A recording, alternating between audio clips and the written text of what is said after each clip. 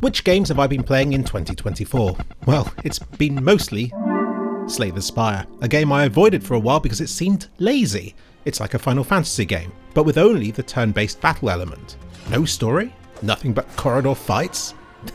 And yet, it is the perfect game. A game so simple, and so balanced, and so unfair, and yet so rewarding, that I have stuck with it every month this year. Starting my days with it, ending my days with it, being late to stuff because I do unusually well at a run of it. It is pure addiction, and I might as well stop this video here. Nobody gets excited about card games. It is literally impossible. You have to force your way through the first playthrough of it, like I did. Then on your second, you remember which cards seemed most powerful in the first playthrough, and you try to collect more of those. And then eventually you find combinations of cards that prove unexpectedly strong, and then you go for that the next time you play, and so on. Eventually you'll reach a level of mastery so powerful that you begin to speculate about overpowered combinations before you've even experienced them. This is one of those few games where every choice you make seems really meaningful. Every point of health matters, every point of damage matters. Even things like poison and weaken and vulnerability, which in other games I just shrug at, here suddenly seems important. It really is the best game I've ever played. Every character you can choose has the potential for infinite decks. The way in which they've managed to make this so hard to obtain yet still possible fills me with balancing awe that I haven't experienced since playing Final Fantasy IX's Uranus Planes and seeing how it teased at feasibly beating a Grand Dragon on Disc 1. Now I normally look at games and think, I could have done this better, but with this game it's flawless. Why the hell are they even attempting a sequel? Do you remember those demo discs you used to play endlessly? That's this game's strength. All of the enemies in this game eventually become like familiar old friends. This game's pulse and yours will become intricately intertwined, and you'll become that annoying person who's forever telling everybody else to try this game. Now just like when I recommended Subnautica 4 years ago, and was told by everybody just to forget that game and to play Outer Wilds instead, I know exactly what everybody's going to do here. They're not going to play Slay the Spire, they'll instead tell me I should play Balatro instead because it's better. No thanks. Have you seen my upload schedule this year? Slay the Spire did that.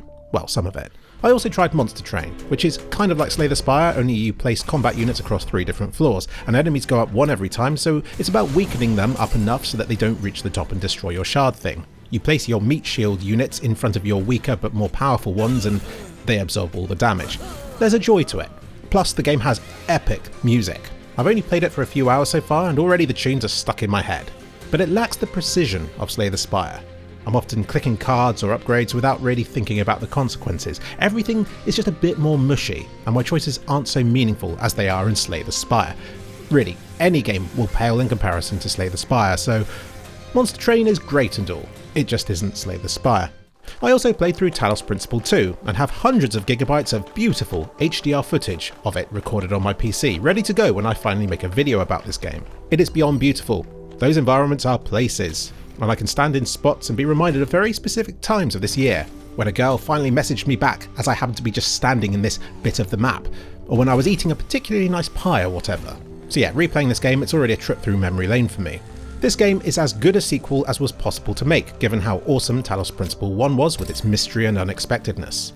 This game is easier, more balanced, but I feel like everybody constantly talking throughout this game detracts from the silent speculation the first game demanded of me. But still, how good, how solid, and how logical this game feels is testament to how good the devs at Crow Team are when they do anything other than Serious Sam. Sadly, I still haven't got around to making the video of this game yet because of Slay the Spire. I also played through Star Wars Jedi Survivor again. Now, I first played through this a few years ago when it first came out, got hundreds of gigabytes of gorgeous HDR content to show in a video about it at some point, and then left it so long to make the video that I forgot about it again and had to play through it this year to refresh my memory. But now my memory is filled with Slay the Spire decks, and I may have to play through this game yet again. What can I say? This game is expertly made, almost irritatingly so, as they introduce new elements to you, train you up in them, challenge you in them, and then make you forget about them for a few hours before a new puzzle demands you remember how to do it all again. The gameplay balance in this game is so balanced and so formulaic, it's almost predictable. And it sucks if, like me, you take breaks between playthroughs of this game and forget all of the controls and mechanics every time you return to it. So this game is Dark Souls, but more forgiving, more beautiful, and has a surprisingly badass story to it. And it's a guilty pleasure of mine given how hated this game is by everybody else, in part justifiably because of how buggy it is, but also because everybody else seems to prefer Elden Ring, and they just can't wait to tell me I should be playing that game instead. I've also been playing Indiana Jones and the least epic sounding name ever. This is a rare first-person adventure game that actually has fun melee combat. It's really meaty, and great fun to smack a guy across the face with a sink plunger. This game is pretty damn awesome. It scratches my tomb raiding, exploring, puzzle solving itch. It comes with the best tutorial level an Indiana Jones game could possibly have, but unfortunately I can't say I've reached far enough into this game to come to a verdict about it yet because I've been too busy making videos, and also playing Slay the Spire. I've also been playing Ready or Not. It happened to be the game that I started this year with a video on, and it was met to an extremely critical response, thanks to how quickly and unfairly the AI could detect and shoot back at you. Now, I don't disagree with that being a problem, which has since been patched out, but my friend and I enjoyed playing this game so much that we didn't even notice, nor care. And it's a weird phenomenon where, since we hadn't bothered Googling this game to see what everybody else thought of it, we were oblivious to all this criticism aimed at it.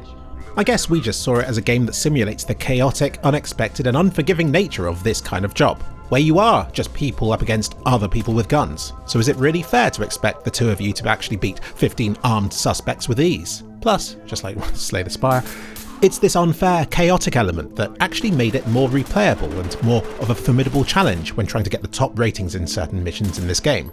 Sorry, I'll get him. I'll let him get him. Watch this. Holy shit! Oh shit! Oh, I'm going back out. Your turn. But yeah, Ready or Not has since been made easier. It's still hard as balls.